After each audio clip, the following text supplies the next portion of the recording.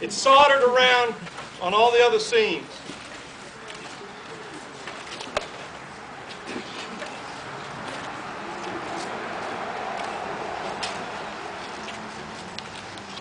The contents appear to have a black layer, which I suspect is probably mold.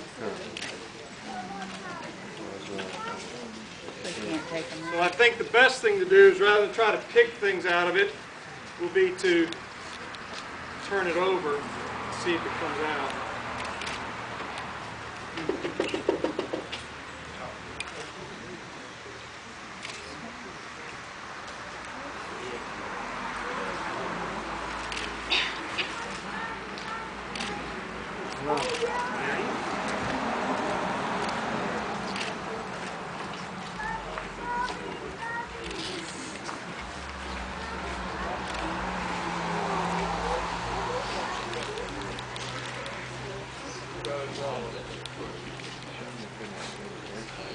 They're not very wet.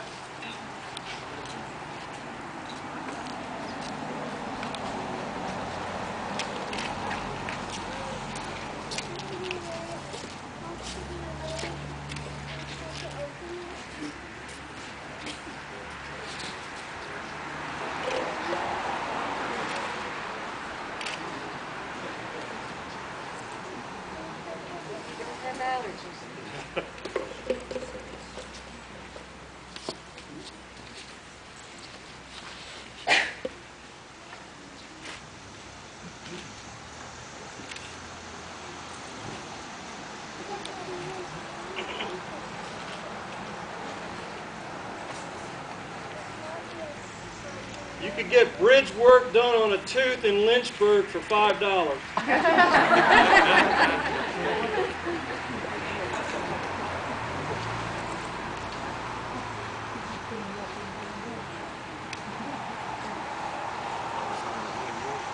Newspaper announcement announcing the dedication of the Confederate monument in 1908.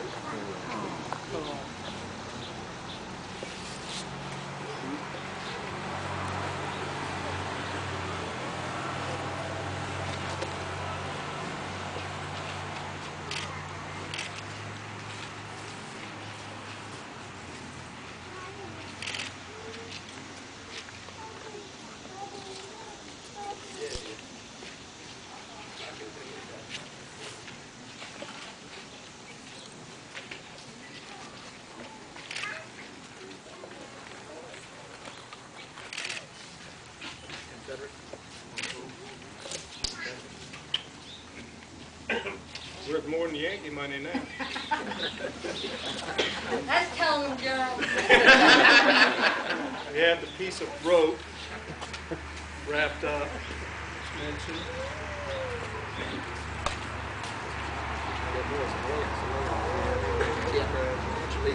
I leave those.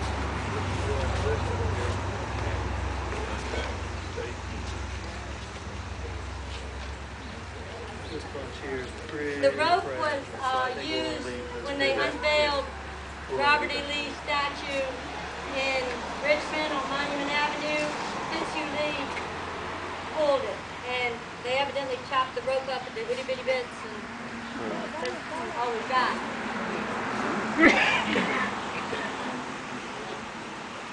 There's a newspaper article, can't hardly read it. Most of these papers are just a little too fragile to open up. So that's probably as much as I dare handle them until we take it to the Historical Society. But if you want to come up and take a look at them, please do, but please do not touch them. Could I read the poem before people come up? There was a poem put in there by Annie Lau Clay Irving of Buckingham, Virginia. Irving spelled I-R-V-I-N-E, and I'd like to know who she was. Furl not that banner, wave it forever. Flag that protected our homes from the foe, furl and forget it? Never, no, never. On through the ages still let its fame go, footsore and weary, hungry and tattered. Noble men marched with it floating on high, some wounded and bleeding, fondest hopes shattered. Still they pressed on without falter or crack. Furl not that banner, lift it high, wave it. Flag that is stained with the South's richest blood. Bravely they died with no thought but to save it, to hold it aloft mid the fire or the flood. Women's hands made it. Women who, weeping, dropped as they stitched it, their tears on its bars.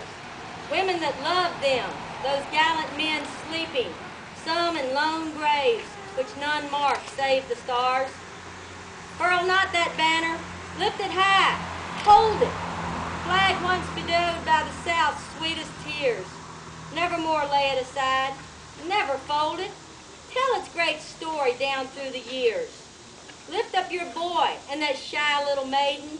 Tell them in words they can well understand. Let their hands touch it, that flag, honor laden, borne by their kinsmen to save a fair land. Furl not that banner, wave it forever. Flag that led true hearts to do this and to die.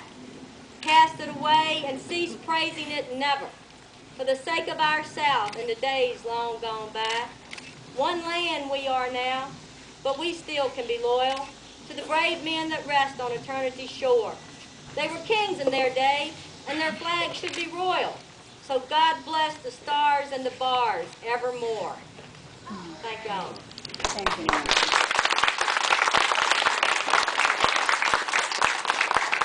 Before we have a benediction and you come up and take a look at this, I've got one little